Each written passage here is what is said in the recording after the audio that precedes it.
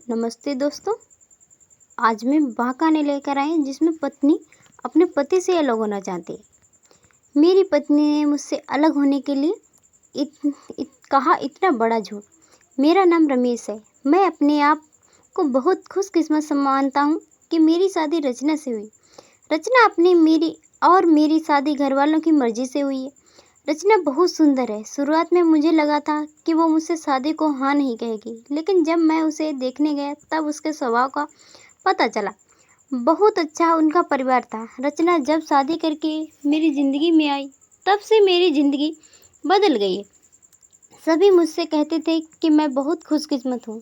अभी मेरी शादी को करीब 3 महीने हुए थे। मेरा सपना था कि मैं बड़े शहर में एक बड़ा शोरूम बनवाऊँ कपड़े का। मैंने रचना को इस बारे में बताया। रचना को पता है कि यह मेरे लिए कितना बड़ा सपना मैं दिन रात इसी में लगा रहता हूँ। बड़ी मुश्किल से मुझे यह जगह मिली, लेकिन पैसे बहुत ज़्यादा थे, इसीलिए मैंने अपने गांव की ज़मीन बेचने का फैसला किया। ज़मीन में मेरे पिता के दूसरे भाइयों का भी हिस्सा था। इसी काम के लिए मुझे कुछ दिनों तक गांव में जाना पड़ रहा था। मैंने रचना को ले चलने को कहा क्योंकि पता नहीं कितना समय लग सकता है, लेकिन उसने कहा कि वो अपने मायके चली जाएगी। मैंने भी सोचा कि ठीक है। रचना अपने मायके चली गई। मैं अपने गांव चला गया।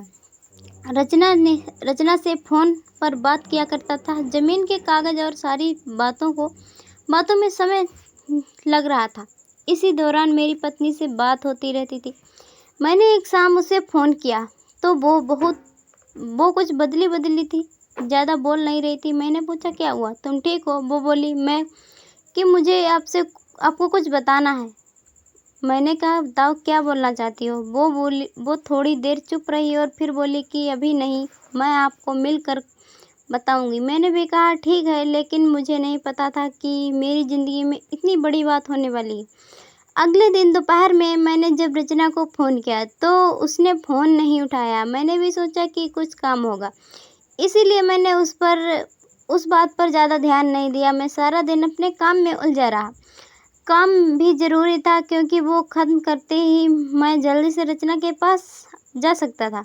दिन भर के काम के बाद मैंने फिर शाम को रचना को फ़ोन किया, लेकिन इस बार उनका फ़ोन स्विच ऑफ जा रहा था। मैंने फिर सोचा शायद किसी काम से गई होगी और मोबाइल स्विच ऑफ हो गया होगा। मैंने रात फिर किया क्योंकि दिन भर बात ना हो, तो इसीलिए रात में ज़रूर बात किया करते थे, लेकिन रात में भी उनका फ़ोन स्विच ऑफ था। मुझे थोड़ी फिक्र हुई, लेकिन मैंने सोचा कि वो उसके घर ही है, अगर कुछ बात होती तो मुझे फ़ोन आ भी जाता। थोड़ा बहुत विचार करके मैं सो गया। मैंने सोचा कि उसके घर में किसी को फ़ोन करूं, लेकिन रात में उस समय फ़ोन करना मुझे उचित नहीं समझा, इसीलिए मैं सो गया। सुबह उठते ही मुझे यह ख्याल आ रहा था कि मैं रचना से बात करूं। सुबह ही मैंने फ़ोन किया, लेकिन अभी भी वही बात, उसका फ़ोन स्विच ऑफ ही था। अब मैंने उसकी मम्मी को फ़ोन किया, लेकिन उन्होंने भी मेरा फ़ोन नहीं उठाया। अब मुझे थोड़ी फिक्र होने लगी थी क्योंकि किसी से भी मेरी बात नहीं हो रही थी। करीब 3 दिन तक ना रचना का फ़ोन आया, ना उसकी माँ का। मैं अपने काम में लगा रहा। फिर एक शाम मेरी सास का फ़ोन आया। मैंने पूछा कि रचना कहाँ? बोली रचना अपनी एक चचेरी बहन की शादी में गई है, शायद वहाँ नेटवर्क नहीं होगा, इसीलिए बात नहीं हो पा रही है। मैं भूल गया था। रचना ने मुझे बताया था कि वो वहाँ जाने वाली है। मेरी चिंता थोड़ी कम हो गई और मैं वापस अपने काम में लग गया। रचना वहाँ 5 दिन रुकने वाली थी, इसीलिए मैंने सोचा कि शायद 5 दिन तक मेरी रचना से कोई बात नहीं हो पाएगी। मेरा काम भी लगभग ख़त्म हो गया था। मेरे हाथ में पैसे 2 से 4 दिन में आने वाले थे। जैसे ही मेरे हाथ में पैसे आए और मैं वहाँ से निकल गया। वहाँ से निकलने के बाद मैं सीधा अपनी पत्नी के घर ही गया उसे लेने के लिए। जैसे ही मैं पहुँचा, मुझे देखकर मेरी सास खुश होने के बजाय डरी हुई ही दिखाई दी। मैं थोड़ी देर वहाँ बैठा, उनसे पूछा कि रचना कहाँ है? बोली कि वो अभी आई नहीं है। मैंने पूछा कि आई नहीं, अभी तक उसका फ़ोन नहीं लग रहा है। मैंने कहा कि आप मुझे वहाँ किसी का नंबर दे दो, कितने दिन से रचना से बात नहीं हुई है। वो कुछ देर सोचती रही, फिर बोली कि अभी मेरे पास नहीं है, मैं आपको किसी से पूछ कर देती हूँ। करीब 8 दिन हो गए मुझे रचना से बात किए। मुझे रचना पर भी गुस्सा आ रहा था कि उसका फ़ोन स्विच ऑफ क्यों है। उस साथ उसका फ़ोन काम क्यों नहीं कर रहा है? वो तो किसी के भी फ़ोन से बात कर सकती, लेकिन उसने मुझसे बात नहीं की। मैंने सोचा कि जब वो आएगी तो उसे डाँटूँगा। मेरी सास का फ़ोन नहीं आया।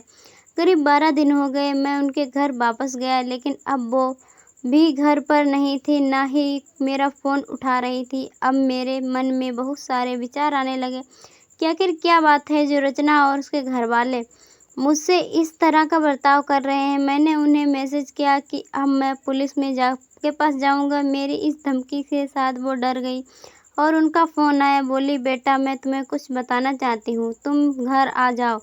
अब मेरी चिंता बढ़ती जा रही थी। ऐसी क्या बात है जो यह सब मुझसे छिपा रहे हैं? मेरी पत्नी ने मुझसे 20 दिन से बात नहीं की थी। मैं अगले दिन उनके घर गया। मेरी सास का मुँह उतरा हुआ।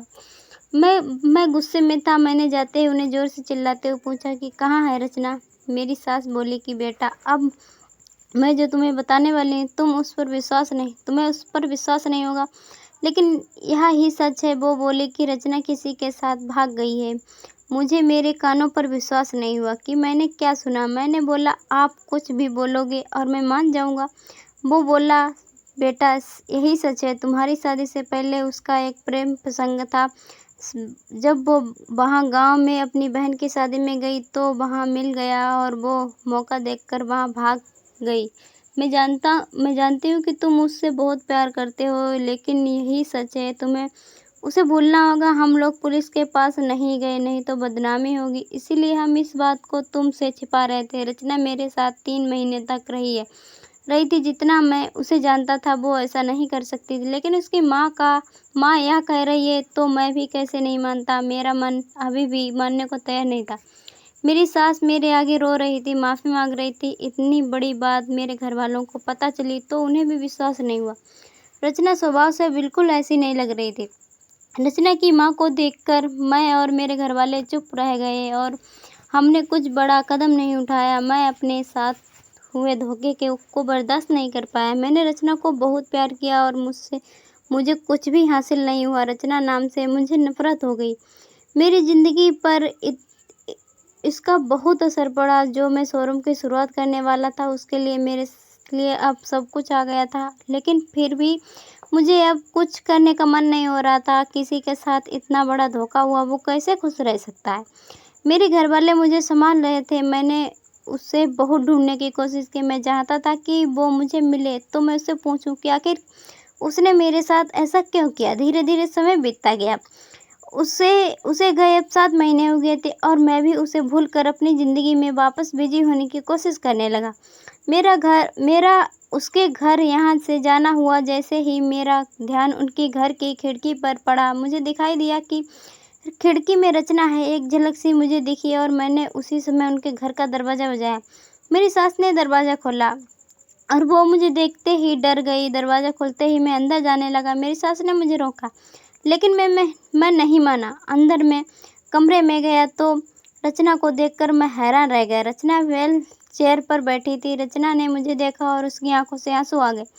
मैंने पूछा, यह क्या हुआ? रचना बस रो रही थी। मेरी सास बोली कि बेटा, रचना जब शादी में गई थी तब उसका एक्सीडेंट हो गया था और उसे ऐसी जगह चोट लगी जिसके कारण अब वो चल नहीं सकती। एक्सीडेंट के समय भी बेहोश में यह कह रही थी तुम्हें ना बताएं, वो बड़े काम के लिए गए हैं। डॉक्टर ने जब बताया कि हो सकता है रचना अब चल भी ना सके और इलाज पर बहुत ज़्यादा पैसा लगेगा, तब भी मैंने कहा कि दामाद जी को बता देते हैं। लेकिन रचना ने कहा कि मैं उनकी ज़िंदगी खराब नहीं कर सकती। उनका सपना है शोरूम खोलने का है। उनकी ज़िंदगी में जाऊंगी तो उन पर बोझ ही बन जाऊंगी। इसीलिए रचना ने यह झूठ तुम्हें कहने को कहा ताकि तुम उसे भला बुरा कहकर उसे भूल जाओ, उससे नफरत करो। मेरी पत्नी मुझसे इतना प्यार करती है थी। मैंने उससे कहा कि रचना, अगर मेरे साथ ऐसा कुछ हो जाता तो तुम मुझे छोड़ देती। रचना ने रोते हुए कहा कि ऐसा मत बोलो। रचना ने कहा कि मैं आपकी दोषी हूँ। एक्सीडेंट में हमारा बच्चा जो मेरे गर्भ में था वो भी नहीं बचा। आप मुझे भूल जाएं, दूसरी शादी कर लीजिए। मैं आप पर बोझ नहीं रहना चाहती। रचना की आंखों से आंसू नहीं रुक रहे थे। कितने दिनों उसने इसे रोक कर रखा था। मैंने रचना को बीते और कुछ महीनों में भी जाने की